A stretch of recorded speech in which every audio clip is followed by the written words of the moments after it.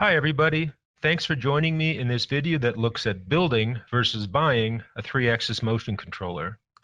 We'll look at two popular approaches to building machine motion controllers, centralized versus embedded, and then we'll create a template board development project with some actual specifications to get realistic results from our analysis. How do we decide whether a build design approach is better than a buy approach? That's easy. We'll look at the project parameters that machine builders care about most, how much engineering design time is required, and what the per unit production cost is. Especially when it comes to motion controller designs, building versus buying is a key decision for OEM machine manufacturers. So let's get started. So what motion control device are we going to create?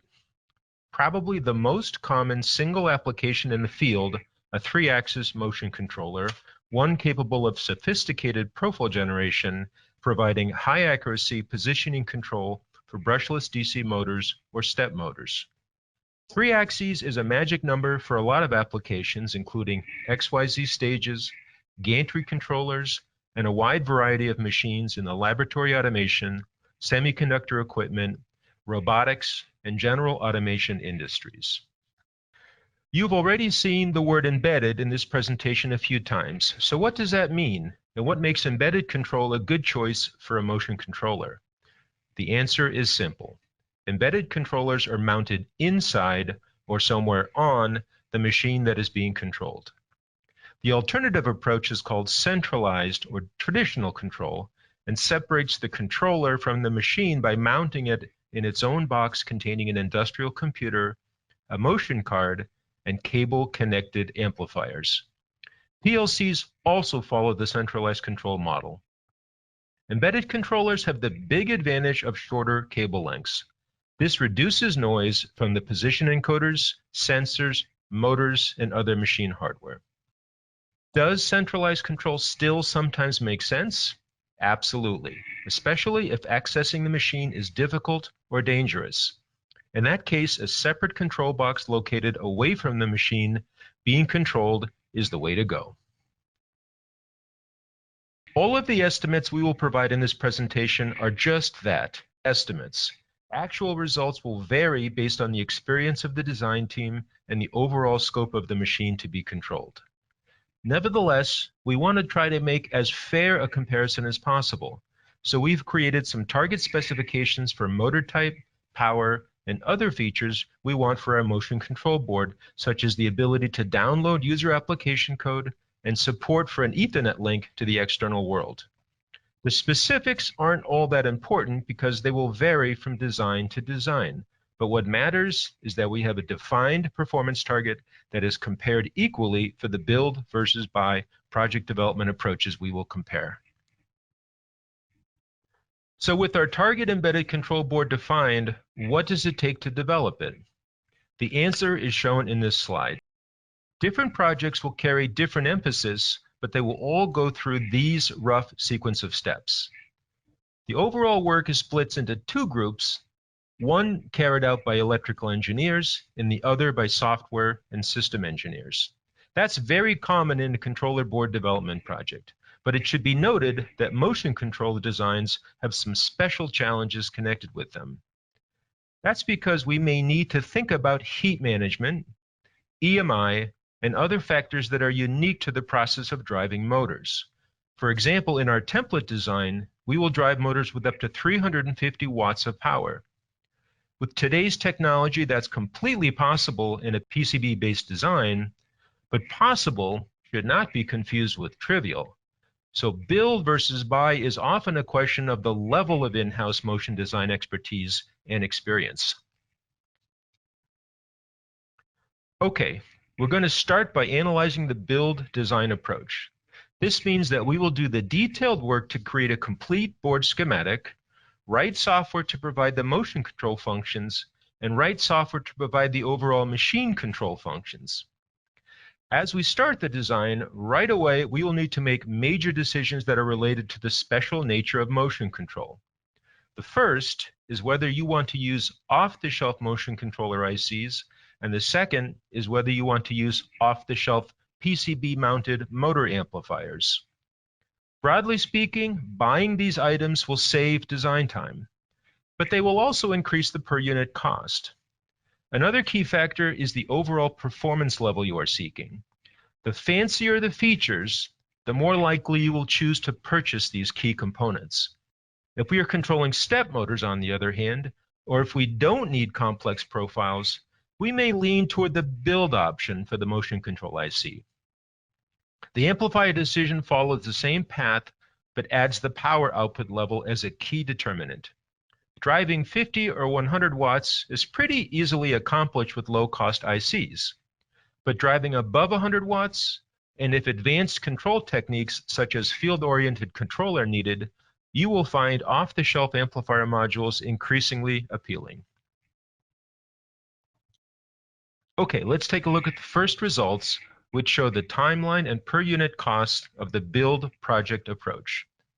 The full scope of the development effort will depend on whether we bought or built the motion control engine IC and the amplifier. But one thing becomes clear for the build option: the engineering effort is significant, and to pull it off, we need to have EEs and software engineers with significant motion control expertise. Another key factor that may drive your decision is that with the build option, the resultant controller PCB is customized. You get to choose the connectors and how the pinouts for these connectors are mapped. You get to choose the form factor for the card and the mounting method. Finally, as we shall see, the per unit cost is significantly lower for the build project design approach versus the buy approach. This is logical. When you build your own controller, you eliminate all the fancy things that motion control vendors tend to offer, but that aren't always needed for your specific machine controller. The buy approach turns the build approach on its head.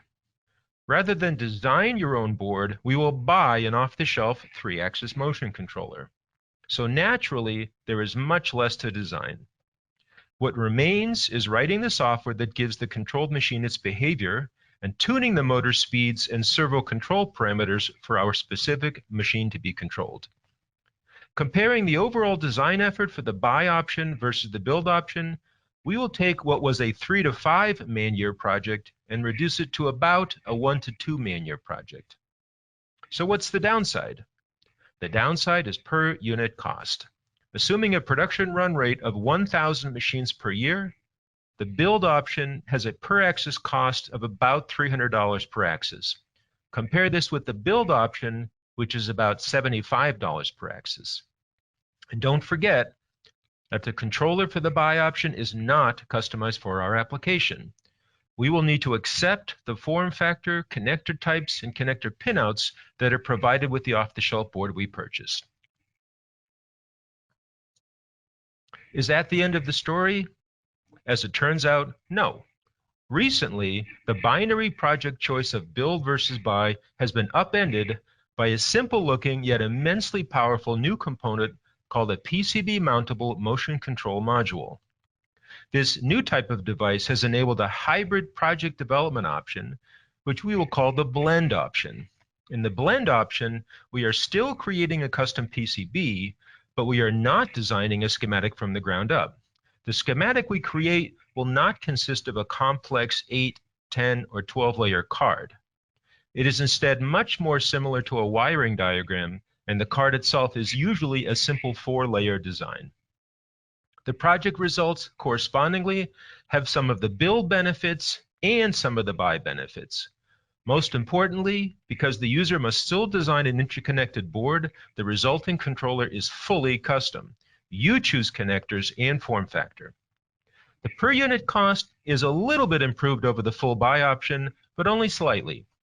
For the lowest per unit cost, you still can't beat the full build option. At the core, though, what is unique about these new PCB-mountable motion control modules is that they let you build a custom controller PCB very fast. These devices are a recent development, coming as the result of a remarkable progress in IC miniaturization and huge leaps in power electronics efficiency. Before closing, some key information on these new PCB-mountable modules. Most importantly, they are all-in-one solutions. You give them an HV input voltage, equal to the motor drive voltage, and they convert all other internal voltages on their own. They directly accept encoder signals, limit switches, home switches, and they directly drive the motor coils. In short, they are a complete single-axis motion controller, just one that is very small. Typically, these modules take up about 2 to 3 square inches of your board space. This is equivalent to 12 to 18 square centimeters. Sometimes they are presented as an open frame stack of control cards, but more often they are fully packaged in their own case. Take a look at the example 3-axis control cards in this slide. The fully packaged modules are actually used to mount the PCB to the machine wall, thereby also ensuring excellent heat sinking. Here is a summary of the 3 different design project methods. What it shows is that if per unit cost is most important, you will likely choose the build option. If time to market and lowering engineering cost is important, either the blend or the buy option will be best. Between these 2 options, the blend option has the unique characteristic that you are buying much of the solution off the shelf, and yet you can still create a fully custom controller card. Thank you. I hope you enjoyed this presentation that shows the pros and cons of building versus buying a 3-axis motion controller board for your next motion design project. For those interested, we will present a few more slides on performance motion devices and its products. Performance Motion Devices, also called PMD, is a leader in motion control technology for life sciences, robotics, and industrial control. PMD's motto, motion control at its core, reflects our unique and powerful strategy of placing motion control ICs at the core of all of our products so that they speak one common motion language. PMD was founded in 1992 and is headquartered in Boston, Massachusetts. PMD is an ISO 9001 and ISO 13485 certified company and is a motion partner of choice to the world's leading machine OEMs. PMD makes a wide range of motion control products from integrated circuits to modules to boards. All of these products support brushless DC, DC brush, and step motors, and all of these products speak a single language, C-motion. We have 2 overall groups of motion control ICs. The Juno ICs are dedicated to torque and velocity control and provide industry-leading performance in a very cost-effective package. Magellan motion control ICs provide positioning control.